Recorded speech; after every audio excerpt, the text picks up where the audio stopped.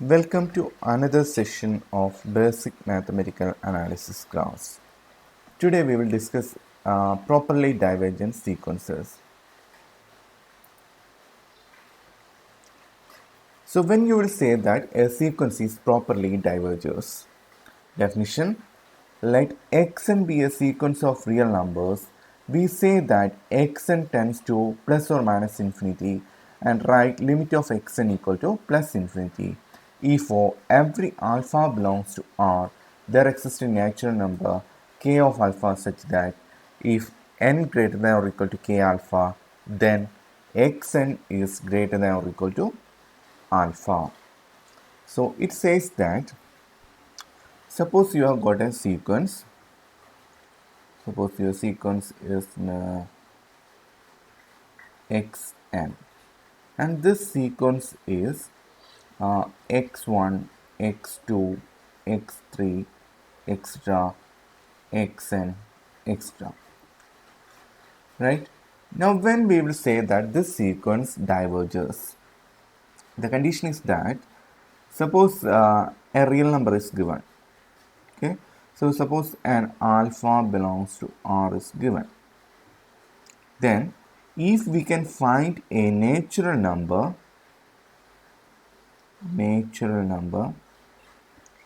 it's depending on this alpha. That's why I'm writing this as k of alpha, such that you take this k of alpha, mark somewhere here. So this is your k of alpha. So k of alpha, not epsilon. K of alpha. Now, after this, whatever the member is coming, that member should be greater than alpha.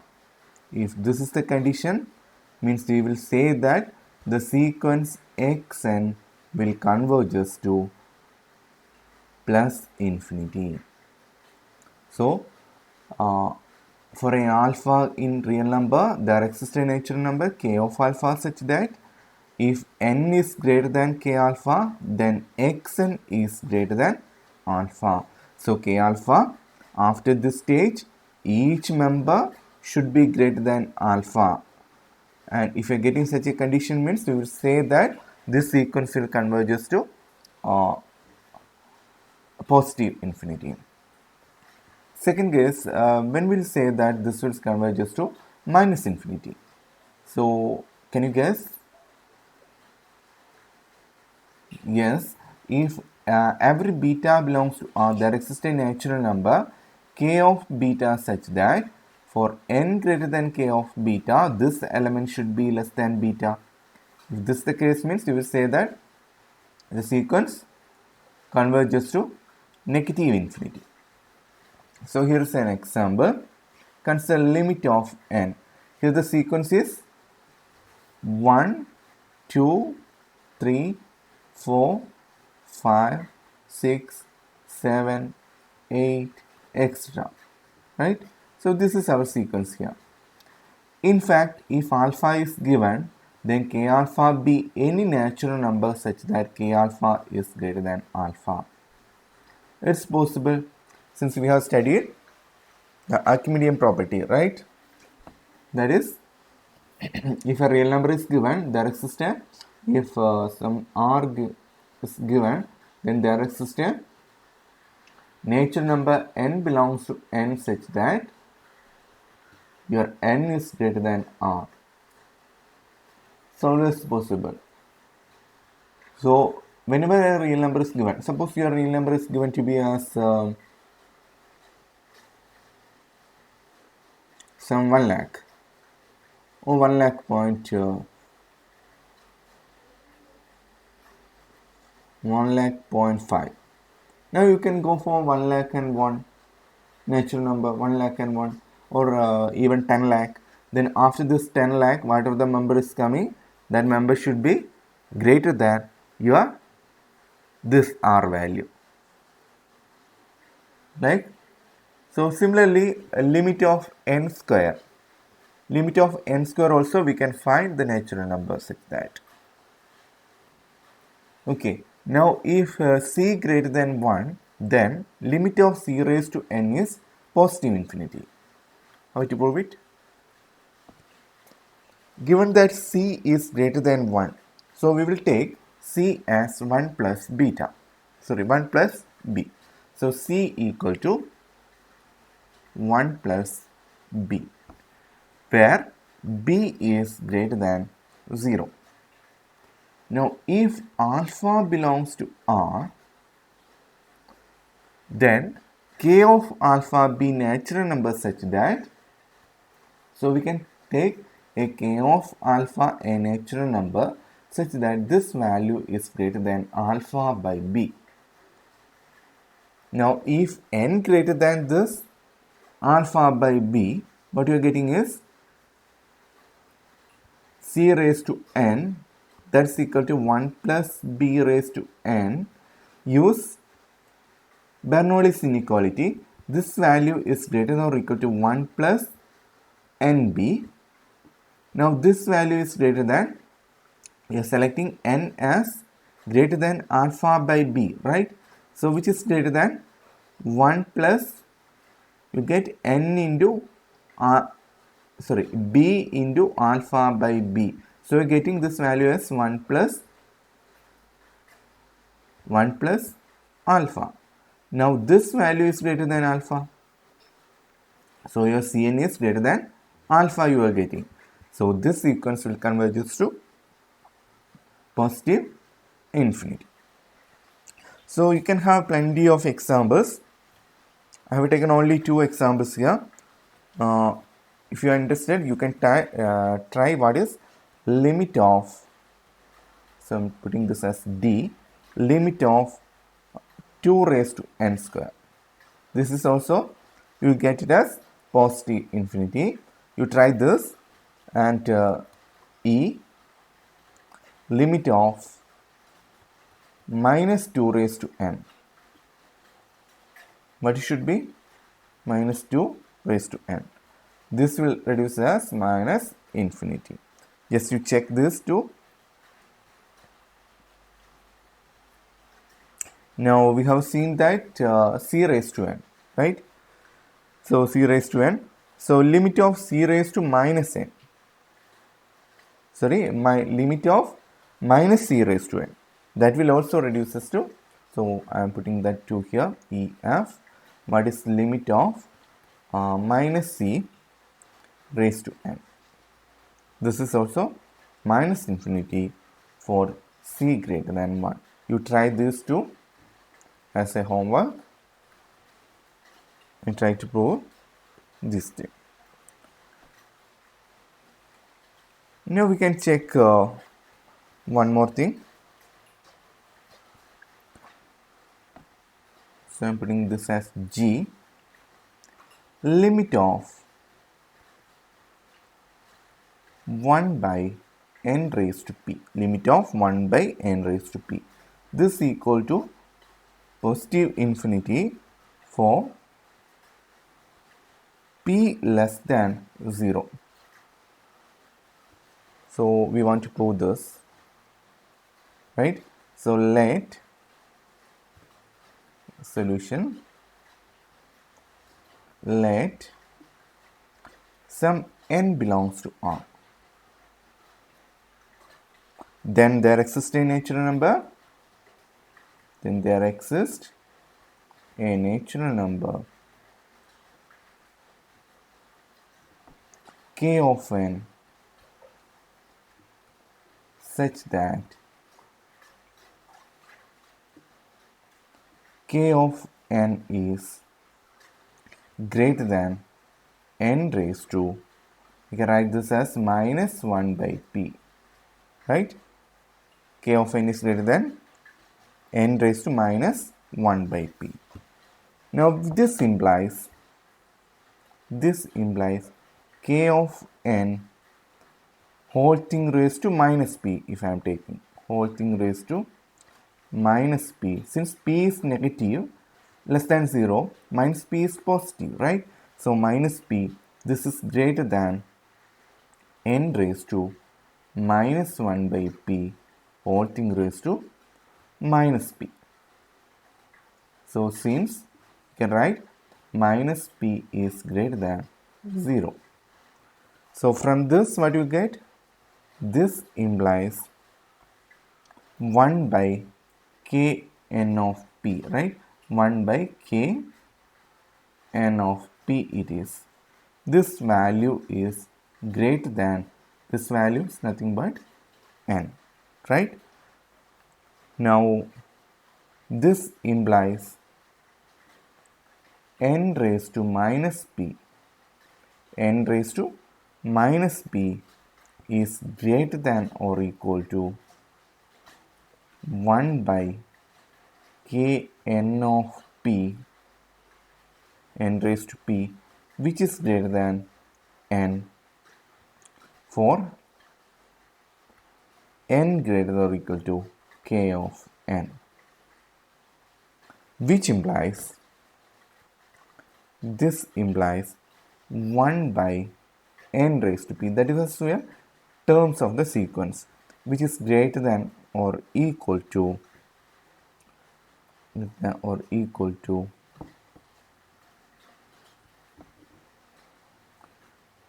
1 by k of n raised to p, which is greater than n for n greater or equal to k of n. So therefore, what you're getting? Therefore, limit of 1 by n raised to p is nothing but infinity, positive infinity for p less than 0. So we have proved that one. So here we have got a theorem, 3.6.3 theorem. A monotone sequence of real numbers is properly divergent if and only if it is bounded. We have studied that a bounded monotone sequence has a convergent subsequence, right? So here the divergence criteria says that a monotone sequence of real number is properly divergent if and only if it is unbounded. So monotone sequence means it should have two category, that is, one is an increasing sequence or another one is a decreasing sequence.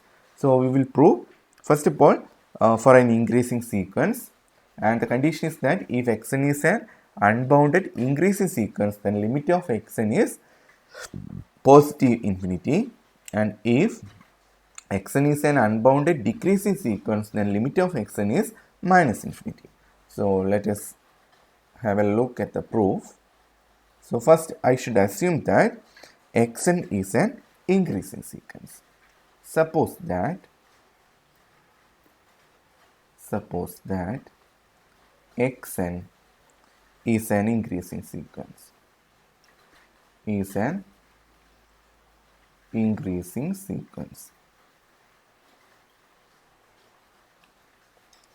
Now by our assumption,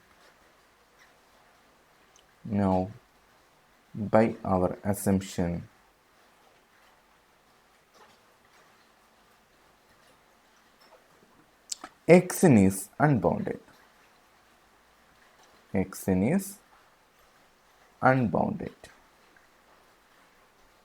So unbounded means then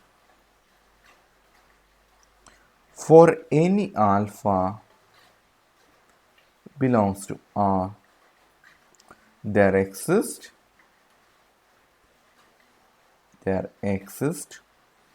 n of alpha, a natural number, that means this belongs to n, such that alpha is less than x n of alpha, right? It's a condition for unboundedness. We assume that xn is an increasing sequence and xn is not bounded. So we can have a real number alpha such that this alpha is less than xn of alpha for some n of alpha in the natural number. But since xn is increasing, xn, our sequence, is increasing,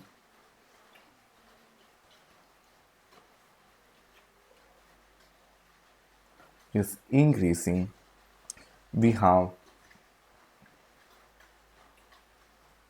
alpha less than xn for all n greater than or equal to n of alpha, right?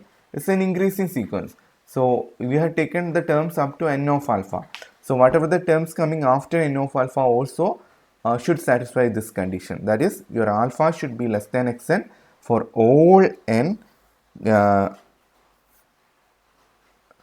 greater or equal to n of alpha. Since alpha is arbitrary, since our alpha is arbitrary, limit of xn is nothing but, what this condition says, is positive infinity, right? So we have proved that whenever a is an or xn is an increasing sequence which is not bounded, then limit of that sequence is plus infinity. So in a similar way we can prove the for the decreasing sequence also. So suppose proof of B, suppose that the sequence xn is an unbounded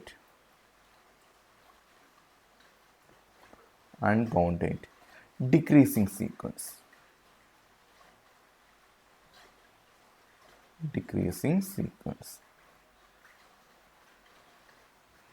Since xn is unbounded, given that xn is unbounded, we can use the unbounded idea here. For any alpha belongs to R, there exists n of alpha belongs to the set of natural numbers such that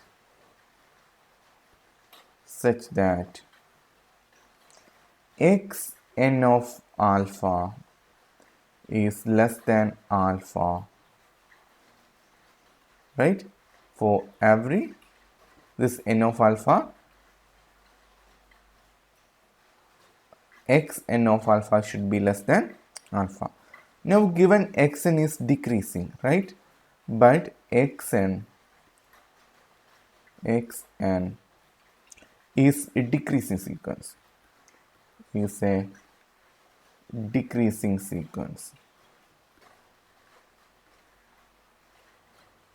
So what will happen?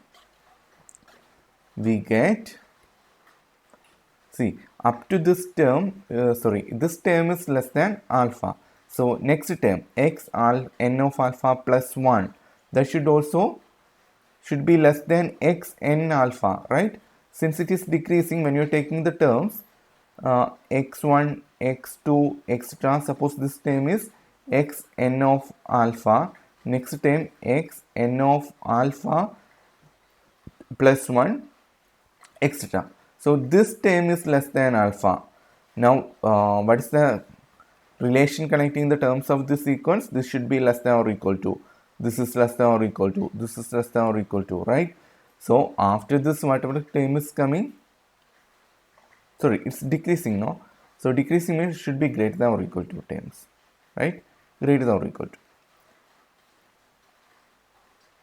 So this term is less than n of alpha, means this term is also less than alpha, right? Decreasing sequence, we get x n is less than alpha for every n greater than or equal to n of alpha. Now since alpha is arbitrary, what we are getting is limit of xn equal to minus infinity. So we have proved whenever the xn is a monotonically decreasing sequence, then it is unbounded, then it will converges to minus infinity. Or whenever a monotone sequence is not bounded, it diverges. Very simple idea. Whenever a monotone sequence is not bounded, it diverges. That is, we can conclude from this, that is, whenever a monotone sequence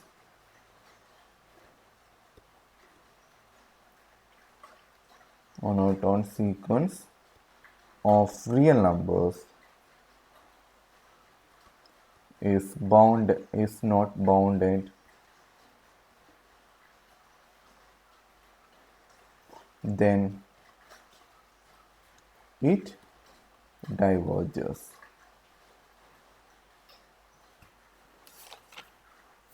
Diverges, we can say that properly, right? Diverges properly.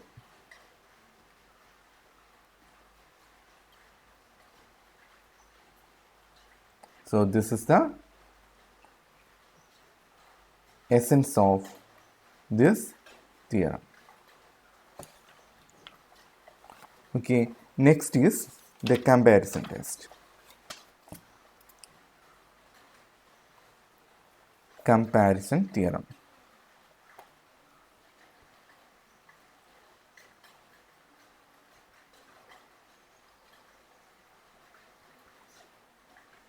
Comparison theorem. See, we know that whenever a monotone sequence is not bounded, then it will diverges.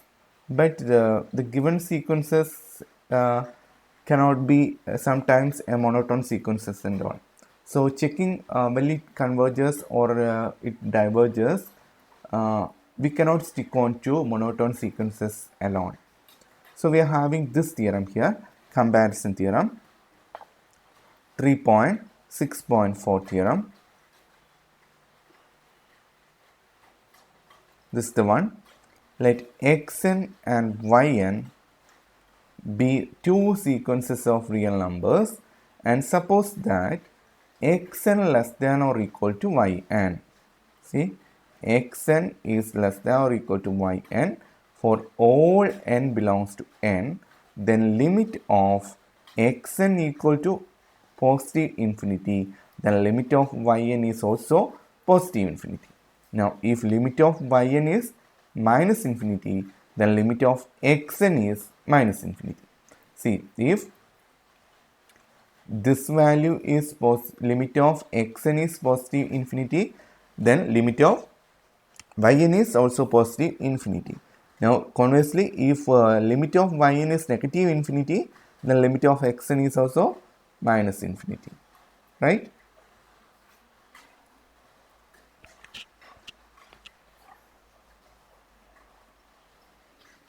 So, how to prove this? Proof. So, what do we want to assume?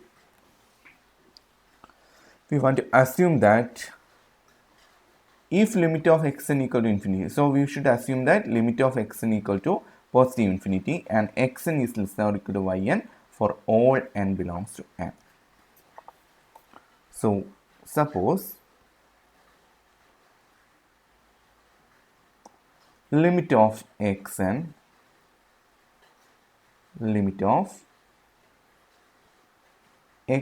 equal to positive infinity, and if alpha belongs to R is given, then there exists a natural number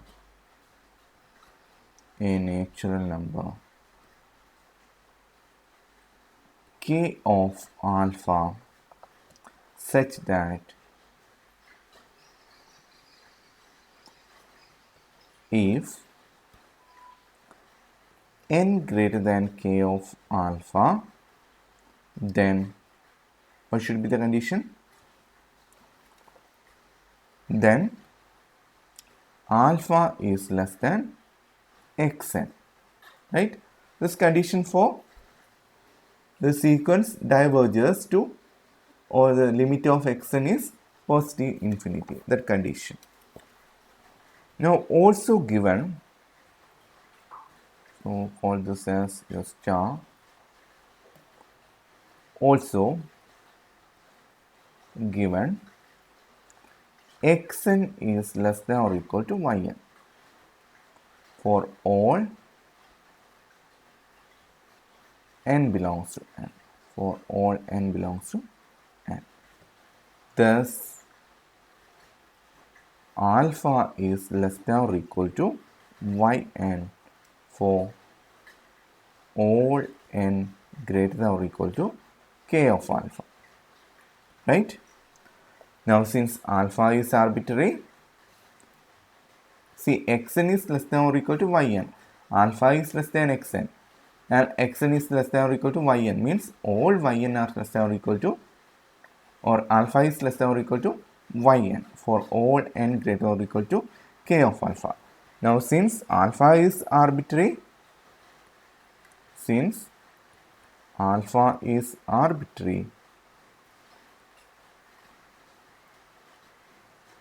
we get limit of yn is equal to positive infinity. Now we want to prove second one, b. How to prove this b? So we should assume let limit of yn equal to minus infinity. So if beta belongs to R is given,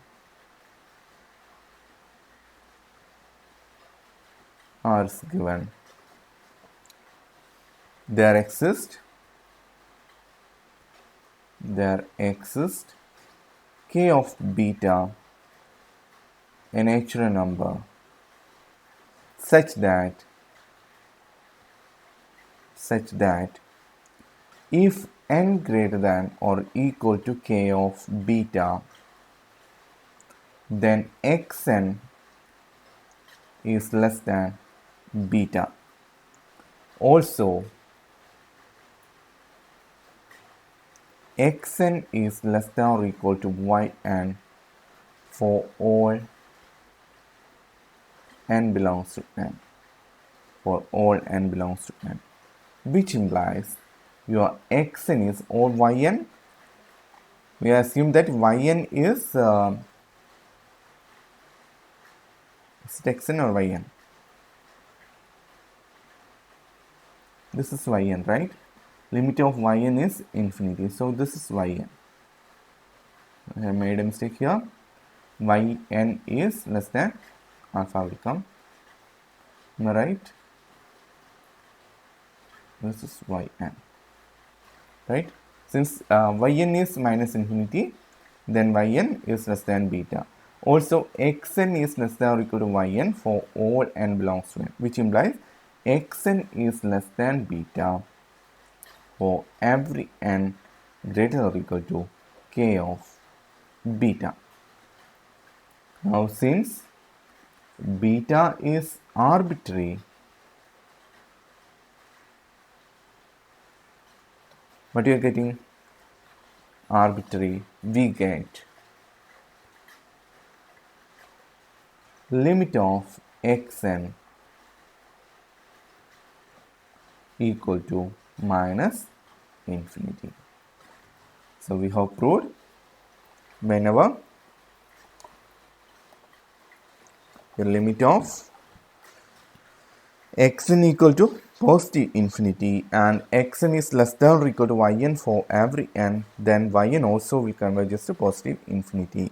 And conversely, if xn less than or equal to yn and if yn converges to minus infinity, then limit of xn is also minus infinity. So we have noticed a few more things in today's class. This first one was definition for properly divergent sequences, then example for that, then a theorem. A monotone sequence of real number is properly diverges if and only if it is unbounded. We have taken its proof in two ways, that is one is going to be an increasing sequence, another one decreasing sequence. Then comparison test, that is whenever xn is less or equal to yn, and if limit of xn equal to infinity, then yn also infinity. Then if xn less or equal to yn and limit of yn is minus infinity, then limit of xn is also minus infinity. So with this, I am winding up today's session here. Thank you for your patient listening. Thank you.